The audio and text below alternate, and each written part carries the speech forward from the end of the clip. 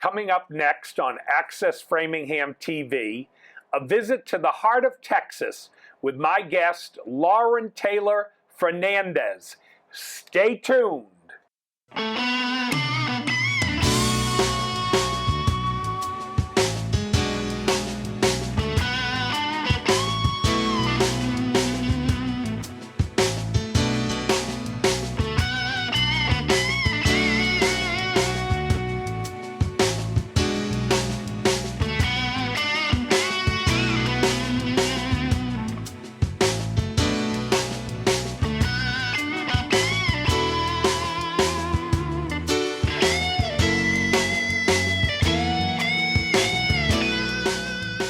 Hello, I'm Jack Barron, host of Travels with Jack on Access Framingham TV, where guests share with our audience a recent trip, a vacation, a cruise, or maybe a day trip right here in New England.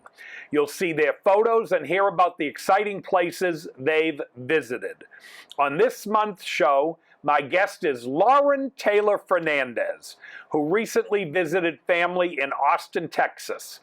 She and her husband toured the NASA Johnson Space Center in Houston, and back in Austin they visited the French Legation, former home of a French diplomat, and Barton Springs, a woodland that will remind you of the enchanted forest coming to life. What parts of the world have you visited? Please be my guest on Travels with Jack. Share your travel experience with our viewing audience. Just contact us here at Access Framingham Television and let us know you'd like to be a guest. You can phone us at AFTV 508-875-5434, or you can send an email message to info@accessfram.tv. Our associate producer will contact you to make arrangements for you to be on our show here on Access Framingham TV. If you don't live in Massachusetts, we would be pleased to assist with your travel to the Access Framingham studio.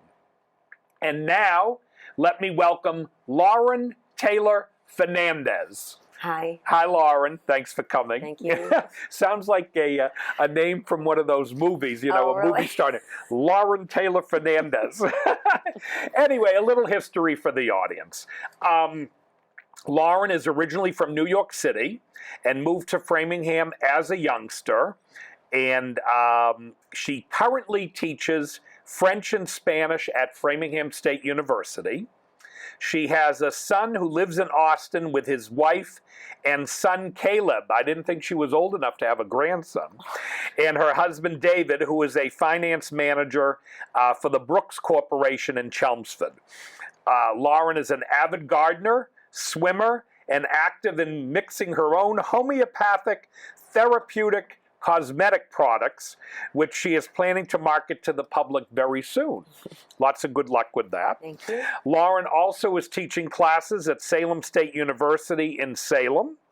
And some of her, this is interesting, fields of expertise are upper-level French courses, such as the Nazi occupation of France and the resistance movement, as shown through film. Lauren also has presented seminars at the Massachusetts Foreign Language Association, and some of these presentations have been featured here on FPAC. Lauren and her husband David are avid travelers, and she was telling me she's been on many trips through Europe, but today it's Texas. So thanks for coming. Tell me a little bit about Texas. How did you get out there? Did you leave from Boston? Give me the details. Right, we wanted to visit family, of course, because my son and his family moved out there last March. And so they'd been there about a year, and I'd already taken one trip, but my husband had not been. So we planned a trip after my classes were over. And in addition to visiting them in Austin, of course, my son, who's lived there now over a year, he knew a lot of places, so he recommended. He knows I love things French. So he said, Mom, you want to go to the French Legation? It's this cute little museum. Plantation tucked away. And as a child of the space race, because I remember watching everything from, you have liftoff to then the rendezvous and splashdown in the Pacific, I really wanted to go to Houston and visit NASA, the Johnson Space Center, so we did. So you started off, did you drive out there? You flew? How did you get out there? Well, we flew from Boston, of course, Okay. and then we stayed in a hotel because Right they were into living in an Austin? apartment. Yeah, I think we connected in Chicago or something, Okay. and then it's not a bad flight at all. It really is Okay, quite painless. great. And there we were in May, late May. Okay, so your son greets you. You get there. Did you go to any interesting restaurants initially? Did his lovely bride cook for you in Yes. Texas barbecue? Tell me. Well, not so much that. I'm a vegetarian, so I Oh, was in the okay. wrong place. No, they're lovely people, really there. I'm trying But she to is a think what fabulous cook. they would have in Texas that they might grow differently than here for vegetarians. But Well, actually, as we were talking, there is a whole movement similar to cottage industry and cultivation of non-antibiotic livestock, Yep. which you can then make cheese, and you've got the meat, and there's that whole industry like here because the demand is great for non-antibiotic so fed you animals found and that so forth. as developing in Yeah. Texas. Oh, definitely because of the ranches. But we didn't go out into the hinterland too much. We did Houston, which is about a 3.5-hour drive. That was the furthest we went. But I do want to go back and do the ranch thing. I think that would be neat because, as you know, with the Absolutely. homeopathy, I'm very interested in from the earth up. All these. So you products, did how they find, come though, to that us. that was a growing industry in Texas. You know, Yes, you never yes. think of Texas as, I don't know, they always have that rugged cowboy Yeah. image. But that's interesting. So you found there were definitely ranches who were dedicating themselves to GMO-free and Yes. non-drugged animal production. Right. And there is a magazine. We have one here in Boston. I've gotten to Jamaica Plain. And in Austin, it's called Edible Austin. And Yep. it's just replete with stores that carry these really neat, everything from, bee cultivation and products that you can use, the bee pollen and honey and whatnot. As I said, the meat is in abundance there because of the ranch, Yep. the vast acreage in the ranches. Lavender, there's a whole industry of lavender Really? down here. That's I'll like ask Bill south if he of has any France. photographs for us of, I don't know if you got the lavender, but that's interesting. I You didn't, found a 'cause- lot of that stuff. Yeah, more in the armchair fashion where I read about it. I want that to be the next trip I do. But for now, I was mostly just informing myself. And I thought, oh, that'd be great next time to go visit some of these places and see how they actually do that. But it rivals, I think, the French Let lavender. me take you over to this map. This is the state of Texas. Go ahead, I'll let you describe. Oh, Waco's near Austin. I didn't know that. Yeah. And so is San Antonio. Oh, Right. all right. Well, we actually did the Alamo as well, which was only about an hour and a half southwest of Austin. We did do the Alamo one day, which wasn't. It's fairly small and contained, so you can do it in probably half a day. And we did the River Walk, which is beautiful. And then Austin is the capital, as you see. And then Houston is as you're heading down to the coast. So it's about 3.5 hours southeast of Austin. So we didn't, and go this any is further than the that. NASA space, this is their Right. symbols. Right. And we went, And Go ahead, Sorry. tell me what this is. As you enter, you can do a lot of different things, and this is one of the. So what is it, like a museum? Well, it is. It's Okay. very much where they also have interactive things for the kids, where you can put on the spacesuit, or you can do that, simulating the zero gravity and so forth. Did So Caleb go with you? No, he didn't. Okay. He didn't come to Houston with us. But this is, as you walk in, a remnant of, let's say you were at the control panel. So you can Yeah. kind of see the rudimentary control panel way back then. And Looks here's pretty some modern more. to me. Yeah. When we actually took the tour with the guide at Space Park, he said that gray matter and a slide rule is what did it, which is what I had always suspected. And he said our technology and our phone exceeds that Today. of what was required to send them to the moon. I believe it. Yeah. I do. So these are just some facts. As you can see, the flight deck, shuttle facts, just a little bit of background as the pictures are coming up. As you know, there was 10 Gemini flights from 65 to 66, followed by 10 Apollo, 67 to 72, and 21 space shuttle missions from 1982 to 92. But even preceding Gemini were, of course, the Mercury. I know. I don't think Test we do flights. too much today, huh? in the space stuff? I Well, don't hear about I'll it. talk Go a little ahead. bit about that. Yeah, I thought tell the me. same thing. There is a very ongoing and thriving Orion project, and the goal of Orion is to actually go into deep space. Oh. And in December of this year is going to be the first uncrewed, they call it uncrewed, meaning, not manned, flight of Orion, December oh, wow. 2014. Let me interrupt you for a second. This is... That's one of the modules, the lunar modules, that once you're down there, you could do that to get out and about on the surface. You mean okay. It looks like the almost... LEM. What am I trying A to say? spider. Like a spider, Doesn't it yes. look like a spider? Yeah, with the legs. Wow. Yeah. Did you get to go in that as well? Not that, because it's hoisted on the ceiling, but there are many, many things on the ground. Right. Here it's mentioning Alan Shepard was aboard the first space flight, 15 minutes in space. And yet some of them went around as many as 6 times. I'll talk a little bit later about Judith Resnick, who logged in 145 hours rotating the Earth. She was one of the ones who perished in the Challenger disaster in January of '86. Here again, we see that you have this self-guided exhibit, and while you see all the space events happening, the backdrop is what was happening in the world. Vietnam War, President Kennedy has an address. You know what's shocking me is Kennedy asked $7 billion like it was money. Yeah. Today they say $7 billion. I go, That's true, yeah. It just shows you. and then, of course, as I mentioned, you have the backdrop of what was happening in world events during, concurrently with the different space shots. So assassinated, of course, then Johnson took over and took oath. And we see protests in the background, as you know, a lot of civil unrest at the time. So they gave you a lot of history. Yes, it was concurrent, what was going on in the space program and then what was happening in the world. So you'll see next, of course, again, just obviously that wasn't the best shot of... No, that's all right. I believe this is about the tribute to the dead astronauts who were Gus Grissom, Ed White, and Roger Chaffee, who perished during a routine ground test at Kennedy Space Center. There was an electrical fire that started in the presence of pure oxygen. So I remember that as a kid, hearing about that. It was a pre-flight test. They were trapped, in that environment and perished. There was the tribute to dead astronauts, as it said, which really poured in from all over the world.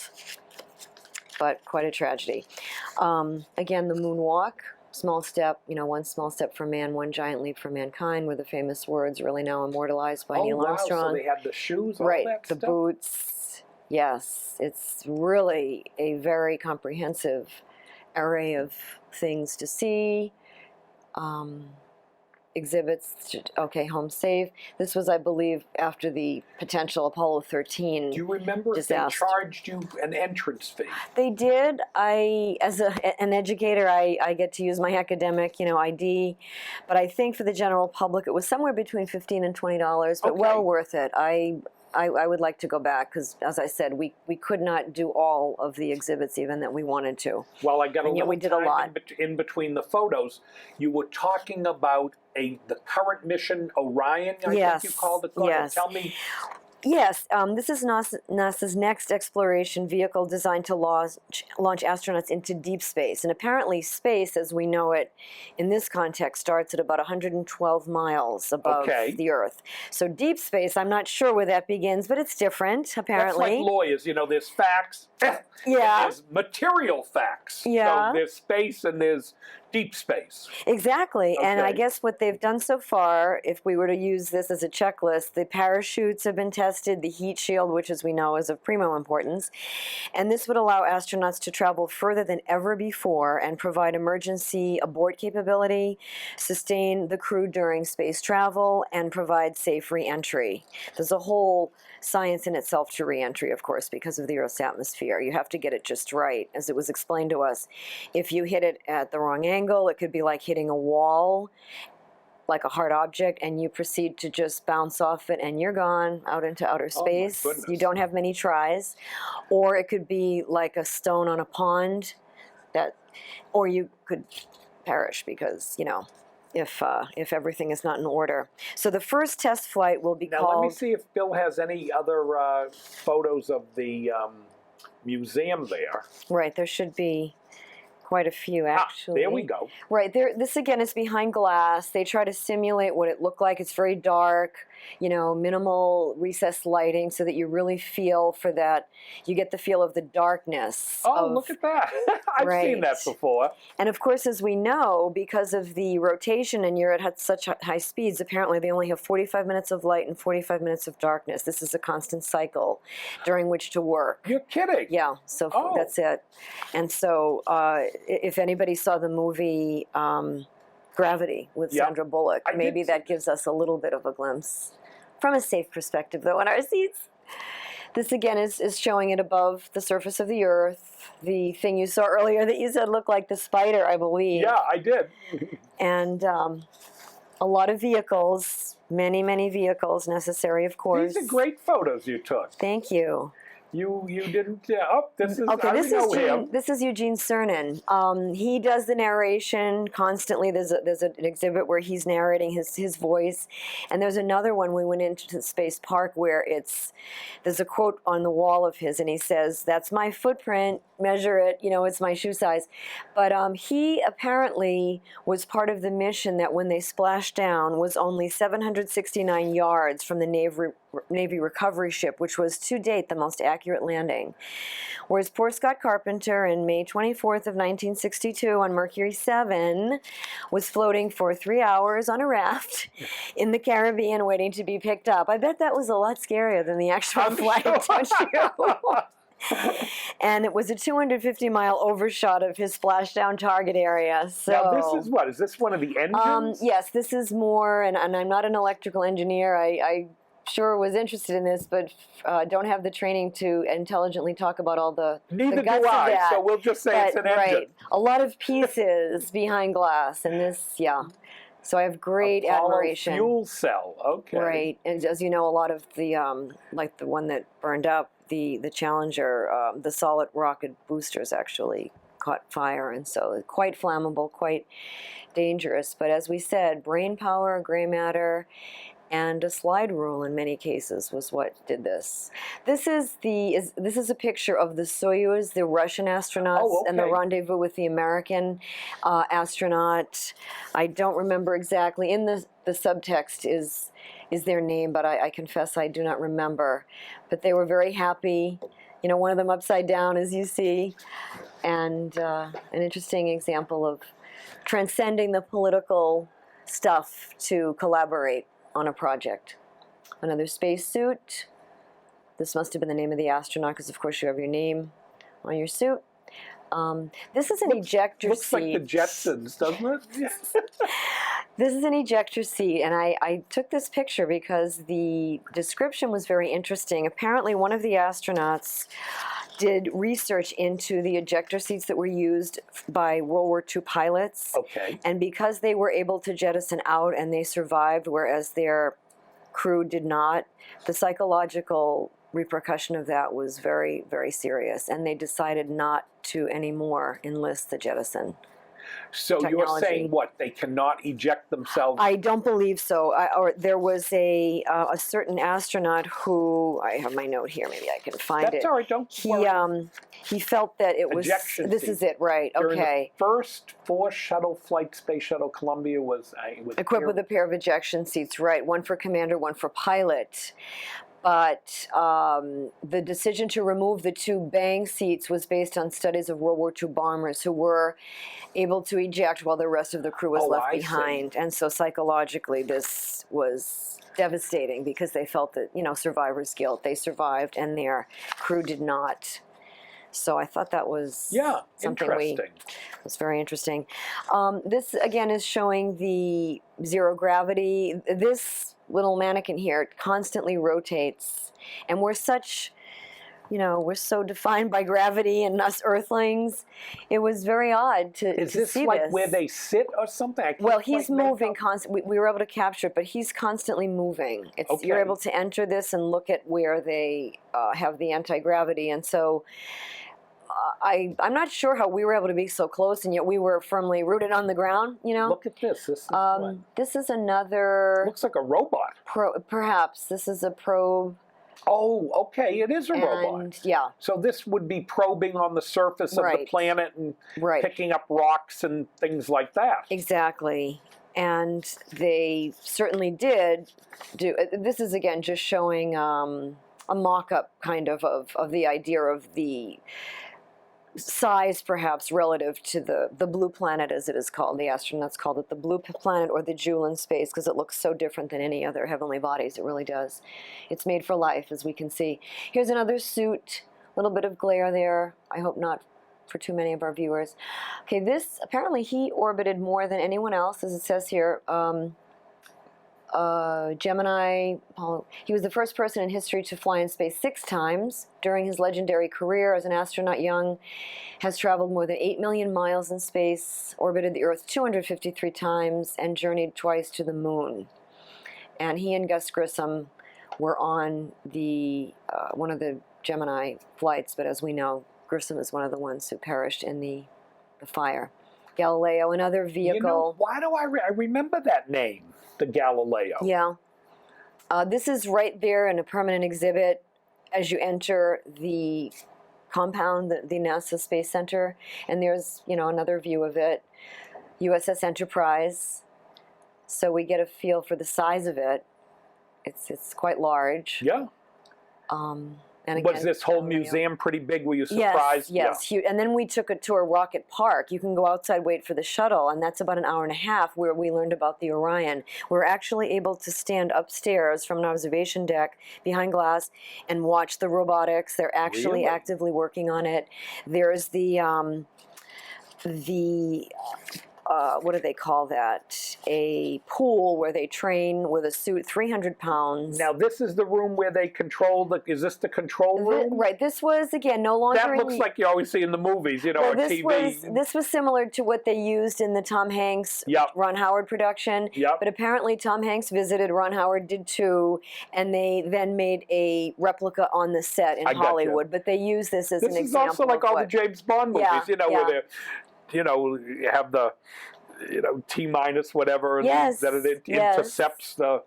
Okay, this is what? This is John Glenn with 2 NASA officials. And we know John Glenn, later went on to senator from Ohio, Right. And oh God, that's a long time ago. And these, of course, were the ones Buzz Aldrin and Neil Armstrong. Oh, you're great. You know all the people. Oh my goodness, the third one, I can never remember him in the middle. Don't ask me. Oh well. Historically, we can find that out right in the archives of but there they are, the famous, one small step for man, one giant leap for mankind. Neil Armstrong he died recently, I believe, a few years ago. He did die. So this is when we were Now, let me ask you, did you have this kind of interest in this before you went to this? Well, you seem it's funny. So knowledgeable. Well, I think being there did that, and it sort of resurrected that whole remembering. As I said, they would wheel the TV in. Yeah. Our science class, we would watch the rendezvous. We'd watch the liftoff. You have liftoff, the famous words. You have liftoff. They would say it twice. After 75 seconds to make sure that they indeed were going to lift off, we learned there was that window of critical time after which they could then feel that it was going to be a successful launch. And then the splashdown in the Pacific, I remember them picking up the astronauts. So when we went to Austin to visit my son, we were thinking about things to do, and I said, I really want to do this. And it was very, very time well spent. I can tell you're enthralled with it. I did. I enjoyed it a lot. Now this is back. This is back in the Orion laboratory. I'll call it, where for the future. Right, the Rocket Park. We took a little shuttle tour, and they take you all around. And what's really kind of funny, it's almost surreal. It's across from a longhorn field. These huge steer are right across from this. You're kidding. And the students come and learn animal husbandry and take care of the animals, and then what do you mean? The animals are part of NASA's ownership? Well, I think there's like an arrangement where, of course, they're behind a fence. Yeah. But there's these beautiful longhorns just sitting there looking at you, and then you have these rockets, such as you might see here. But we were able to, as I mentioned, there's a guided tour. These very knowledgeable, nice young men who know the ins and outs of it, and we were able to look down and watch them working on all sorts of, all facets of this current and future program. The Orion Exploration Flight Test 1. is Now what they're this is working more on. of the Orion. This is all of that, right? They're going to launch this year atop a Delta IV heavy rocket from Cape Canaveral Air Force Station, Launch Complex 37. And this will evaluate launch, high-speed re-entry systems, including avionics, altitude control, parachute, and heat shield function. And then they were saying that in the future, Orion will launch on NASA's new heavy lift rocket space launch system, more powerful than any ever built. And the initials for that is SLS. It will send humans into deep space to locations, they hope, such as asteroid, Now, eventually Mars. This is what, though? Is that a dummy? Right. That has to be. Yeah, that's one of the suits, and they call it the deepest pool on the Earth. The suit weighs about 300 pounds, and the astronauts have to put this thing on and learn how to really move in another difficult environment. So not just space, but aquatics. They use that to stimulate that, difficulty of movement. And so if I have some details on here, let's see about that pool. It is 300 feet long, 40 feet deep, and 6 million gallons of water. It's called the Neutral Buoyancy Lab. And so pretty good for a language instructor. Lots of words. Yeah. And what you would... look at this. Now we've got... This is Rocket Park, where you can actually stand there. I mean, I was at the foot of them. That's how they say don't touch. Did it seem much... I mean, I never know how big these rock... Are they pretty big? We're so used to these huge skyscrapers and things now, dizzyingly high. It's high, but... I mean, we're used to buildings even higher, so you didn't have that feeling of of being overwhelmed. Yeah, no, not really. And this again is an example. You can see the grass in the back. See, that's the Longhorn Park right across the street. But you have various guts of the. So what was this originally? A ranch, you think? Yeah. Oh, okay. And they have this collaborative arrangement where the school kids come. They learn all about the animals and taking care of them. So it's an interesting combination. High tech and low tech. A juxtaposition, yes, of very interesting things. So here's one of the rockets. That was when we were then allowed inside the hangar, and this thing is on its side. So I tried to take a few pictures because it was way too long to get in one shot. So you're looking at it on its side, and then we would walk this way parallel with it through the huge hangar that houses this thing. And the two names, I copied this down. Well, this is White Grissom. Okay, right. These are the Chaffee. Right. These are the Apollo three. 1. Yeah, these are the three who perished. Chaffee must have been the name you were thinking. Right. No. These are the three that perished, Jack, on the ground in the test flight. Oh. These poor astronauts were basically, immolated because of the pure oxygen atmosphere. And there was a spark, an electrical spark, and pure oxygen, forget it, it's just like a torch. So there's a lot of tribute to these three. Grissom did do previous space flights, as we know, but this, would be the end of their career, these three, Grissom, White, and Chaffee. Gus Grissom and White and Roger Chaffee. This is just a photo? This is showing how they pick up the astronauts after they land? Exactly, yeah. The rendezvous in the Pacific, the splashdown in the Pacific, which, as I mentioned earlier, Eugene Cernan, only hundreds of yards off course, whereas poor Scott Carpenter was bopping around in the RAF in the Caribbean for 3 hours. When I thought of that, I thought, oh my goodness, that had to be scarier than anything. Are they coming? They're supposed to be here. Right, this is Walter Schirra, who, today they probably bring a cell phone with them. Yeah. And, they land, they get on the cell phone. Hi. Probably. My Google tells me I'm here. And, they send them over. Yeah, this is another view of, as I said, the rocket on its side. I had to do this in several views. Yes. But what you saw earlier was a quote from Walter Schirra. And it's interesting. He said, space really is trying to kill you.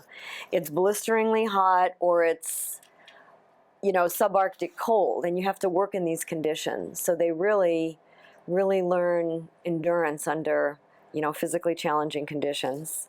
So that was a quote by him. Yeah, there it is. The last footprint on the moon. Check it out. It's my boot size, Eugene Cernan. He's the one that had the splashdown that was very close to where they were able to pick them up. And I don't know whether that was chance or This is again Right, in this the is hangar. again the rest of the Orion on its side. So let me clarify. This is going to leave the hangar and be shot up into deep space. Am I correct? The Orion is, yes, I believe So that. this is only here for a short time then for people to see, till it gets sent up. Yeah, and I think that the operation is still very much underway. As I said, they've kind of done the checklist with the parachutes, the heat shield, and some other things, but they're very much actively still involved with it. So I don't. Now I'm going to have to read up on it because you got me interested. It is very interesting, but deep space. Yeah, it's not just the stuff of science fiction shows FPAC anymore. told me if my show doesn't get more viewers, they're going to send me to deep space.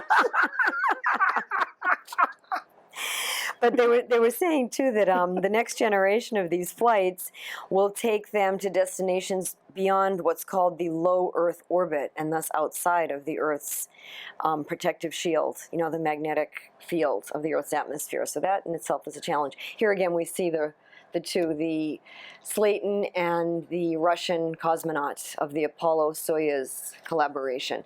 Okay, this is about Judith Resnick. Accepting women. You know, it seems so so common today that you wouldn't even think it was a big deal, you know, but okay. And Judith Resnick, there's a picture. She was one of the ones who perished on the Challenger along with Krista McAuliffe. We're very familiar with Krista McAuliffe. Yes, who's from this Framingham area. State, sure. right. We have a tribute area to her, along with the pilot Scobie, Commander Smith, McNair, Lieutenant Colonel Onizuka, and two civilians, among whom were Krista McAuliffe and Jarvis. But Judith Resnick graduated in 1970 from Carnegie Mellon University with an electrical engineering. In Pittsburgh. Yes, and she designed integrated circuitry for phased array radar and systems, control systems. She received her PhD doctorate in electrical engineering, 1977, University of Maryland, and joined NASA a year later in 78. So she supported the orbiter development, the remote manipulator system, and she was involved in special missions on board. So did they give you much history, like with Judith Resnick, you're mentioning her history as an electrical engineer. Do most of these, or did most of these astronauts have a engineering type background? Did you get any sense of what NASA looked for when they wanted to hire an astronaut? Well, that's a very good question, Jack. As you saw it, whether it was Sally Ride or Young or Judith Resnick, they had, you know, basically a bio about them. And from what I can gather and kind of glean from reading a bunch of these, yes, they were very much looking for the crème de la crème, you know, the best and the brightest in their field. She was outstanding in electrical engineering. They were astrophysicists, of course, most of them. They very unassuming people. But brilliant people. minds, and that's why they said it was really the slide rule and the gray matter, because once they were up there, it would make the difference between debugging something and coming back safely, or never living to tell about it. They wanted technical people who, I guess, if there was an emergency, could get going and try to figure. That's right on Apollo 13. Remember, at one point, it actually got down to maybe his gut, where he just did something with his thumb about measuring, and voila, there it was. So I have great respect after really thinking about that who these people were.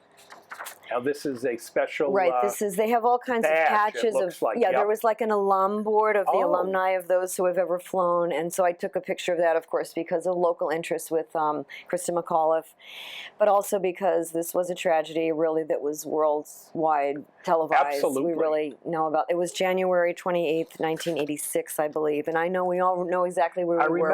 I remember Reagan was president. Yeah. And I remember, isn't it funny, I was at the time living in Los Angeles, and I was in La Cañada, which is near Glendale, seeing customers.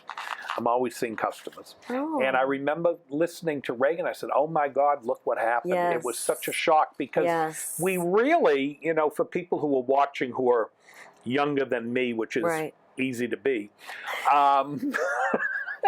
these things always went off fabulously. You know, they always said to us, and it's lift off, and, you know, and then 10 days later it landed perfectly. And it really was a tremendous shock in 86 when that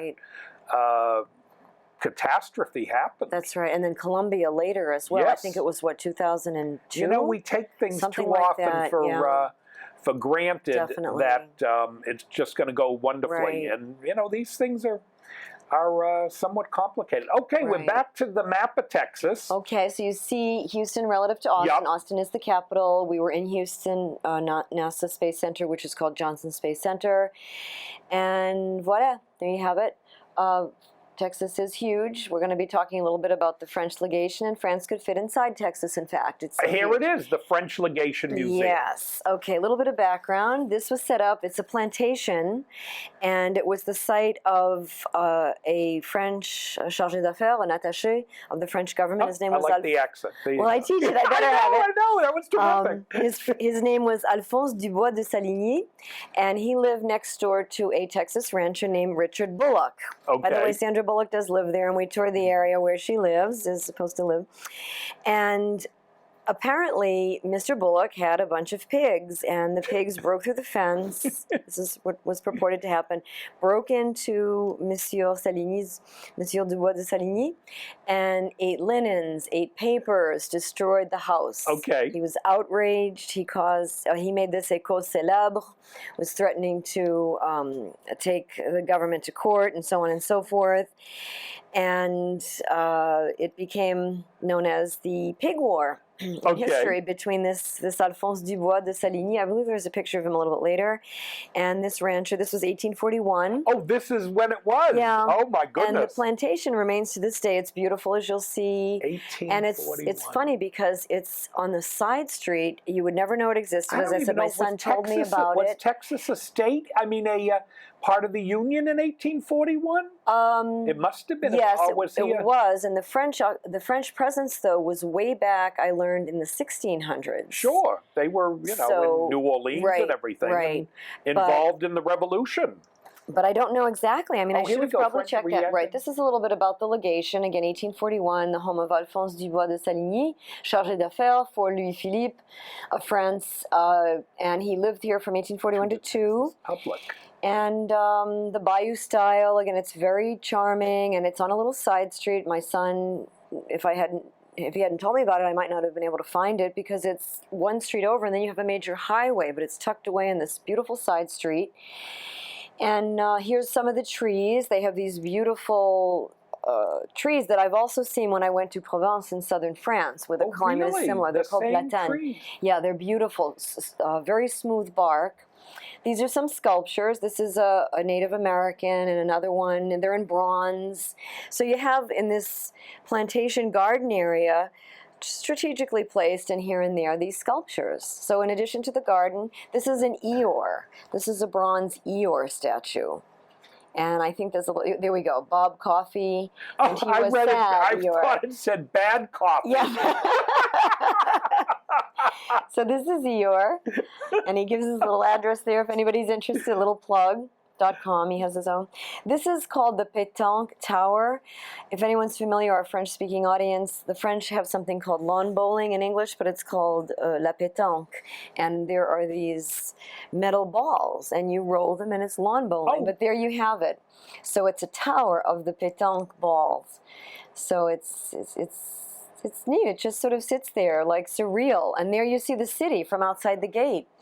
But it's this nice, protected, little plantation, the remnant of it. Just for the record for the audience, Andrea, our producer, was nice enough to tell me Texas became a state in 1845. Thank you. So it was pre-statehood. Yeah. Thank you, Andrea. Very nice. And again, this is through the gate, and some more trees, very gnarled. So they really said this weather was similar to Provence. Well, I said that. Oh, you say it. There. Provence was a little bit more temperate when I was in Provence, but then again, I was not there in summer. Provence is where all the fabulous Monet paintings are done, right? Well, where they do all that's those? more like Giverny, north of Paris. That's a little bit more up in the north. But this is a tribute to the fires, apparently. Wherever they may have occurred, they wanted to do a tribute because, as you know, it's dry, it's hot. Not just California, Texas is known for this apparently, and so they pieced together these bits of forest that were charred and whatnot, and they did a bit of a sculpture, a living sculpture of living things, really pretty. You can see there they just mounted it up like a little tower, and there's a little tribute. But it was so serene, too. It was just a very serene place. some more of that sculpture. Here's my big question for you: was there a restaurant at the property? Not really. There was a little gift shop, and you could buy See, I was going to say, local because products. one of the things I always love, in like Paris, I go to the Musée d'Orsay. Oh yes, the Musée d'Orsay. That's the impressionist. A fabulous restaurant.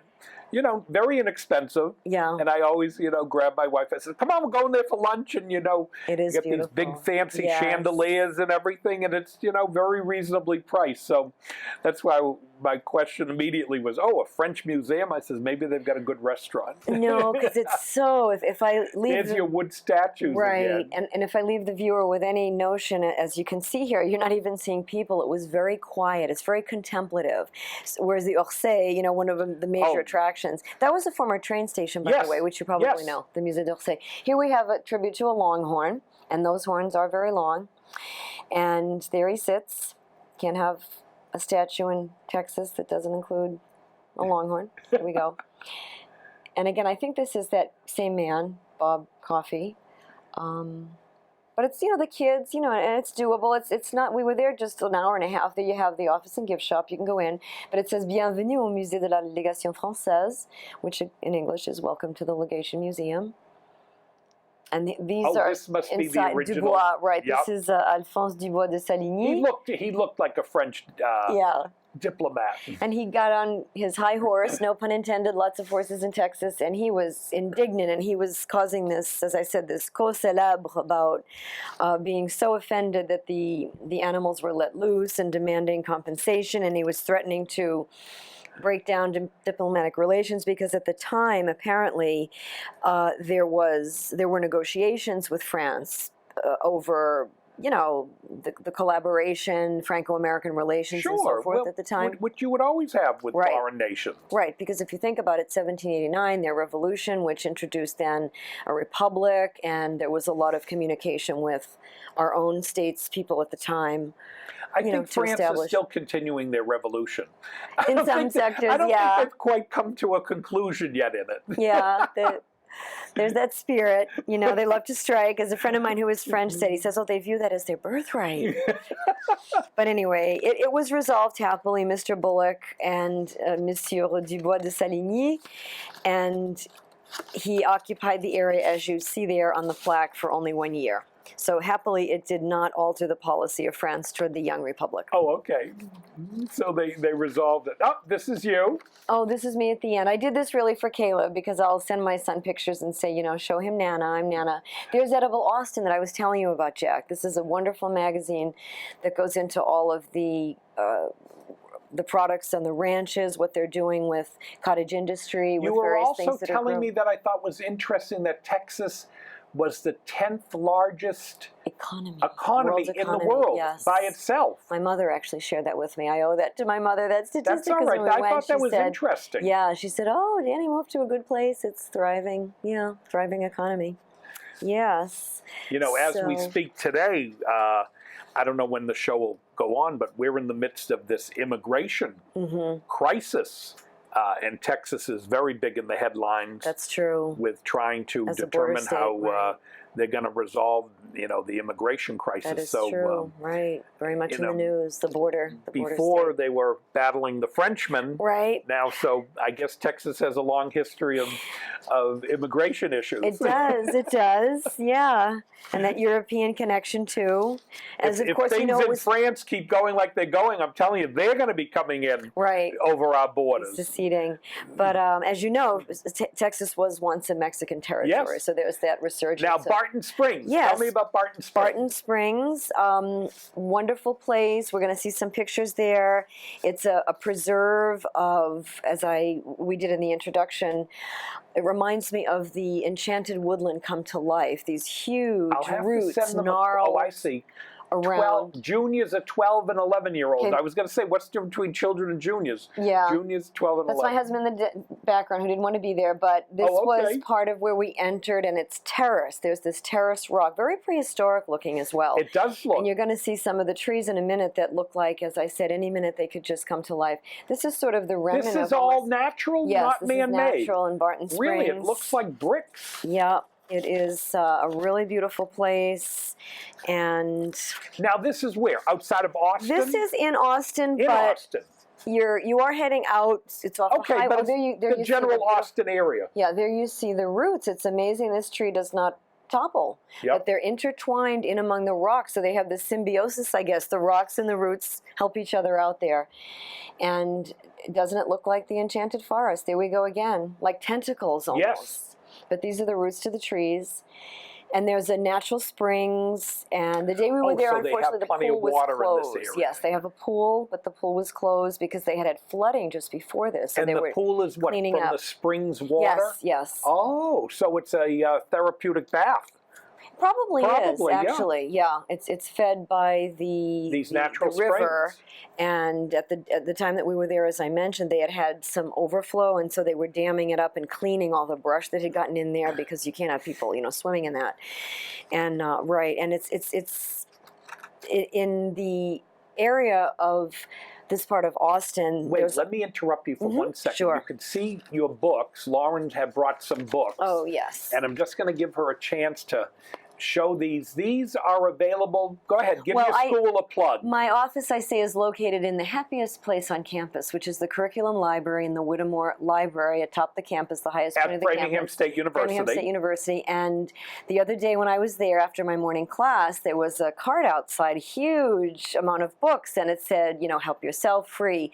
What do you know, right on top of these space books. So I thought it just shows that the kids, could And get interested, explain, you were telling me they have a library there. Yes, a beautiful library. There's my colleague is presently teaching a course to some educators And about the helping library kids to has be. a lot of children's Oh yeah, it is a books. curriculum library. It's strictly for teaching and for just fun. Every time I go in to my office, I tell the librarians, I say, you make my day, because they have wonderful displays of everything from whether it's, summertime now, it's all the beach books for the kids, and the winter it's all So I about. thought that was very interesting Yeah, that and the here's a book university, which about clearly is dedicated to young adults, also has a children's library. Oh, absolutely. And as you know, it is the first normal school in the country, which is all about training teachers for, to become educators. And so it would be normal and natural that they had a very vast library for really everybody. But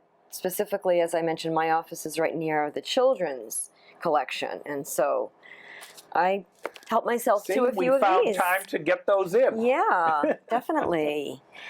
So And- back to the spring. So they had a pool there, and they had just very nice natural surroundings. Right, and near there, there is an area called Zilker Park. Some of our viewers may know that. It's 358 acres, fed by underground hot springs, so there's an average temperature hot year-round of springs. 70 degrees. Yep. And we saw people canoeing and kayaking.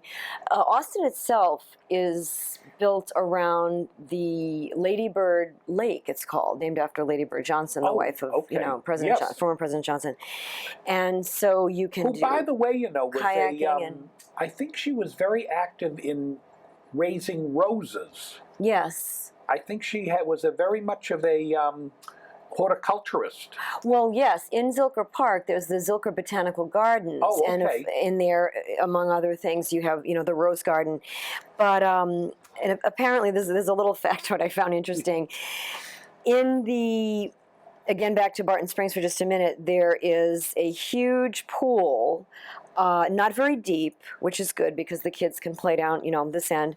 But apparently Robert Redford learned to swim there at the age of 5, a little was he bit a of, Texan? I didn't even Well, know his that. parents were visiting there, Oh, and okay. he himself, I believe, was a Californian, but they must have gone there to visit, and he learned to swim. There are 800,000 visitors annually to this area. To Barton Springs? Yep. Really? And this pool is called Deep Eddy. Okay. And it's just lovely. It's once again, it's tucked in. We came down the hill, and it was like, oh my goodness, we came upon this beautiful. So you were huge pool. enthralled with Austin. It was. Your It's son likes quite living beautiful. there? They do. They love it. Really, really like it. And he's a graphic designer, so the whole artsy scene there, he's very into. And, And yeah, the they've been living University of there. Texas is located there, if I'm Right. not There's a mistaken. downtown campus. There's quite a few universities, but the huge complex downtown, along with the medical complex that's there. Oh, they have a hospital too. Well, Texas is known for a few. There's Texas A&M, of course, Yep. a medical school as well as, for liberal arts and whatnot. There's University of Texas at Austin, and I believe in Houston as well there might be a Well, I medical know in Houston center. there's the Arthur Anderson Medical, which is a big institute. Oh, right, and formerly world-renowned, yes. heart transplants. That's right, in the age Well, of Christian I think they Barnard might have and done, but I DeBakey. know Right. the MD Anderson does a huge amount of cancer work. That's right. I shouldn't be promoting yes. Texas. I'm a Massachusetts guy. We have beautiful stuff too, as we know. But it was nice to change. Some more of the right, this is some more of Barton formation. Springs. Almost a Roman amphitheater looking, Yes, as you can see. Yeah, unbelievable. with the pools, the natural Yep. springs. And really, here, I thought this looked like a pachyderm, the thick skin, almost like an animal. And then they must the have pictures obviously are trimmed it. terrific. Yeah, you can see what I mean when I said it looks like it's about to come Yep. to life. It has a very enchanted way about it. Similar to Muir Woods in Northern California. It looks very green and very yes, lush. It is very because, lush. Yeah. I always get this sense, I don't know, from television probably, of this dry, barren land. Right. But it is dry. There are dry areas, absolutely. dry yeah. areas. In going from Houston to Austin, just a lot of open field, a lot of greenery, yes, very remote looking. We don't have that vastness. We're so thickly settled in this part. in And if you look at Massachusetts, Mass compared to Texas, it makes sense. There's so much space. Like they say, everything's bigger in Texas. But yeah, so Zilker Park is quite a tourist attraction, as I mentioned. There's kayaking constantly. There's canoeing. People are swimming. People are running around Lady Bird Lake because the temperature is such that you can really do this year-round. And they have a bridge that at night, when dusk settles, apparently it's known for bats, and people line up. We went one night. To We didn't see them. and thousands of bats fly out from under this bridge. The Bat Bridge, it's called. It's really quite and they don't bother anybody. incredible. No, they at dusk they must get the little message now in their little brain. It's time to get out of here. They're bat brains. And on Mass, yeah. But so that's another unusual but very interesting, attraction there. And they also have a kite festival the first Sunday in March, apparently at Zilker Park, which is not far from Barton Springs. Now This is actually, we should do a little test, like, can you guess what this is? Well, it looks like it looks like the fur on an animal. It's interesting. It does look like an animal. This is very smooth bark, a very up-close shot of the tree, one of the ones I just showed you that was on its side. And you just have to feel it. It's shiny. But all of these grooves and the striations in the trunk of the tree, it's really beautiful. But it does look like an animal. There you're back to the tree. See the roots just spread and entwine among the rocks. And we had beautiful weather. It was hot and beautiful. We had a guest. I can't remember who it was. Forgive me. Oh, I think Nadia, who said to me, she said she had taken a trip out west, and she said, the United States is the most beautiful country in the world. And I love to have people share with us, trips like this to Austin, and Bill's been to Utah several times, because we do have so many beautiful parts to our country, and even people like me don't get to see them all. Yeah, and as you mentioned, New England itself, people come from all over the country to come here during the summer, and we have the rocky shore and the mountains, islands, our lakes, our seashore is fabulous. Definitely, we have a great region in Massachusetts. I don't want. We're shown. This show plays in other states, so I have to be. Oh, really? Yes. Good. So I have to be careful what I say, but I always think Massachusetts is a fabulous state. Boston's a great city. I agree. I agree. When I travel elsewhere, I say Andrew, that. if we get letters, just throw them away. No, it's true. And when I've gone elsewhere, I do that. I promote. I say, oh, you must come to Massachusetts. We have. But we don't have too many of these interesting trees wrapping their tentacles around the rocks. Doesn't it look like that? It really does. It really does. It looks like, from the Addams family there. And it is a living thing. So we can kind of make the analogy, the plant and animal world, that symbiosis again. So here we see it. Enjoying that relationship with the rocks because they're stabilizing one another. And you can see the rock again, sort of staggered. There's my husband in the back of him. He's going down to Barton Springs because there was a point where we could get near the water. We couldn't get down by the pool area, as I said, because they were dredging and cleaning. But the water is very pure, and it just that'll just be keeps a new coming. soap opera we'll put together for FPAC is Lauren Taylor-Fernandes starring in Barton Springs. You know, it'll be one of those, you know, Texas like Dallas there. Yeah, and I want to go back, as I Except said. we'll I speak hope to- French. Right, right. We'll really throw off the audience. Yeah, yeah. Oh, look at Okay, this. there's the Raging Rapids, I call it, down near where you just saw my husband was standing, and Oh, this is very the river. clear. This This is still part of Barton Springs, and that feeds into the pool, and then the Deep Eddy, the big pool, as I said, is further so you down really in a do nice get secluded area. nice fresh water. Yeah, they happily, because it is hot. It gets to be 110. You know, my son says, "Oh, the nights are nice," but I don't think I want that 110 degrees for 3 months straight. Pretty much. Sometimes Well, they get a break. A lot but of people, even in Framingham, they go down the Cape for the summer, or up to New Hampshire, Maine, Right. Vermont to cool off. Probably no different in Texas. A lot of Yeah. those people, I think, probably have summer houses in the Ozarks, That out could near be. Arkansas, or That the could be. mountains, Tennessee. Right. You know, so a lot of those areas have nice, cool That's mountain true. areas that That's are true. very beautiful and refreshing. Right. So Plus, as you go down to the coast, they do have the coast. We didn't get there. It was just, it would Next have been trip. too ambitious, right? Corpus Christi. Yep. Apparently is a really nice beach area. As you saw, it was right on the coast, but we didn't get that far. There was Well, torrential if your rain. son and your grandson is going to live out there, Yeah, and maybe they'll have there'll more be more children, more this trips. will not be your last trip to No. Texas. Oh no, absolutely not. Absolutely not. Well, I have to thank you very Thank much you for for joining inviting me, us today. Jack. These Thank were you so great much. pictures. Thank you. You really got me excited about the rockets and everything. I'll Good. have to stay on top of it. I Well, kind thank of, you. I'm happy. you know, as to do it'll that. come in the news, I'll say to Right. myself, yeah. You'll remember this. everybody. Yes. Absolutely. December 2014, Orion. Under- yeah. Absolutely. Orion. And once again, thank you so Thank much you for so coming. much, Jack. My Thanks pleasure. for the invitation. I enjoyed it so much. I hope you'll come back with more pictures for us. Absolutely. Absolutely. This is just a start. I would like to do that if you'll help me. Thank you. Thanks.